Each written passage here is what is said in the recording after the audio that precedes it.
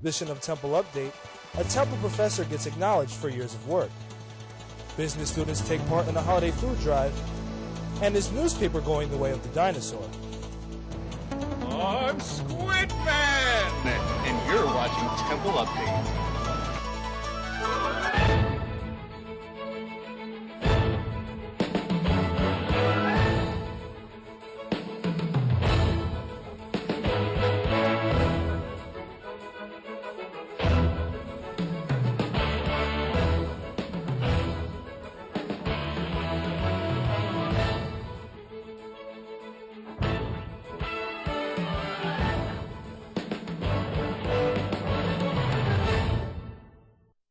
Hello and welcome to this edition of Temple Update. I'm Bryant Madrick. And I'm Sydney Grant.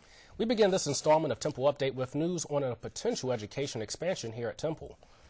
Temple University is looking to expand its commitment to education to high school students. The college is planning to team with the Philadelphia School District to open a high school on or near the main campus.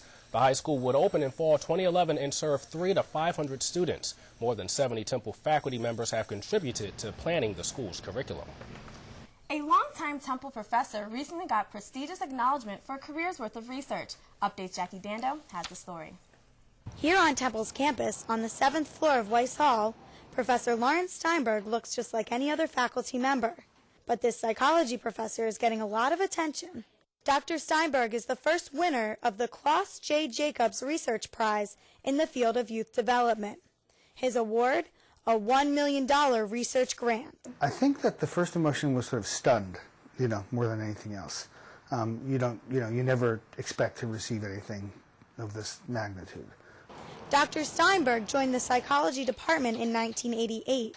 For over 2 decades, his research has been aimed towards changing the way people view young adults. A lot of the ways that we treat kids in society come from stereotypic ideas about adolescence, and it's really important to study this period of life scientifically. In the near future, Dr. Steinberg plans to expand his research globally. This is not a deposit to my personal bank account. I hope to work with colleagues in other parts of the world to really see how common these patterns are and how much the nature of adolescent development is shaped by the biology of adolescence and how much of it is shaped by the context in which kids grow up. Steinberg's research is also currently influencing 2 Supreme Court cases. This award is certainly well-deserved and will secure his place as a leading scholar on teen behavior. Reporting for Temple Update, I'm Jackie Dando. Reported on a previous edition of Temple Update, Temple alum Andre Steed was killed after being struck by a biker. Now local politicians are trying to implement legislation forcing bikers off the sidewalk. Councilman Frank DeChico is proposing a bill requiring bikers over the age of 12 to register their transportation with the city. Officials also want the fines for biking on the sidewalk raised from $10 to $300. The Temple family is mourning the loss of one of its own. Associate Professor Constantine Pavlides recently died in a single-car accident in Delaware County. Pavlides was a member of the Fox Business School's entrepreneurship program and served as the executive director of the school's Innovation and Entrepreneurship Institution. He was 62 years old. A group of Temple adjunct professors are fighting for better pay. The part-time instructors are calling for higher wages and better working conditions. The adjuncts complain they have no offices and there's no opportunity to advance to full-time work. The group plans to petition the National Labor Relations Board to become members of the Temple Faculty Union. In 2008, Temple employed more than 1,500 adjunct professors. It was a food drive to benefit area soup kitchens. Accounting professor Christian Wurst organized a holiday canned food collection. Wurst and his students gathered nearly 20,000 canned goods to be donated to various shelters. The food was loaded into trucks and vans and taken to several area organizations. On a personal level, it means that a lot of people who would be hungry won't be hungry. And that's really important to me. In a nation as large and prosperous as ours, the fact that people go to bed hungry each night really bothers me. You want to come with me and we'll deliver this? The shelters were planning to cut back to 1 meal a day, but it's donations like these that will allow them to continue to serve 3 meals a day. There was once a time when everyone got their news from the paper. But with the evolution of television news and the internet, newspapers have seen a significant decline in circulation. According to USA Today, newspaper circulation is down over 7% from 2008. The Audit Bureau of Circulation says the only paper to report an increase in sales last year was the Wall Street Journal. With the declining sales of newspapers a reality, the Temple Journalism Department is changing the way they approach the print news business.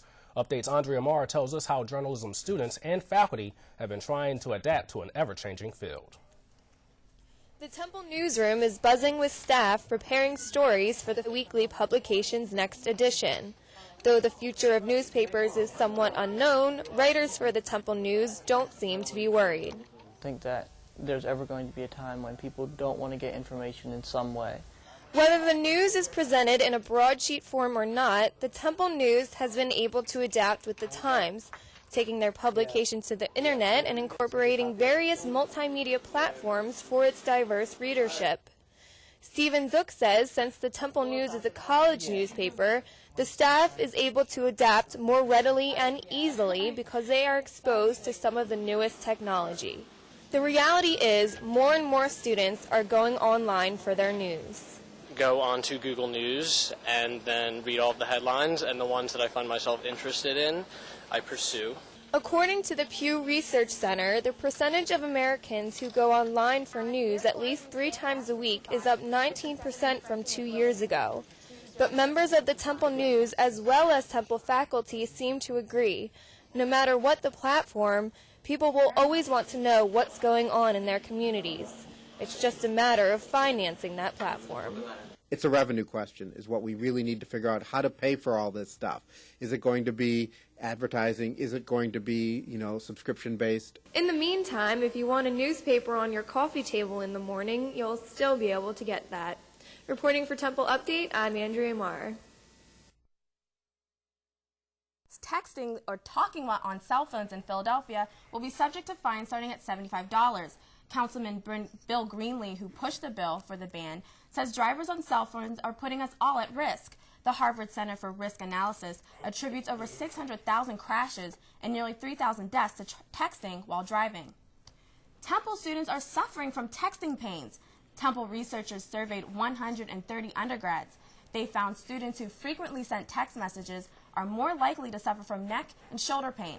They also say students could suffer from repetitive stress injuries. Although both genders were surveyed for the report, it seems men suffer from texting more than women.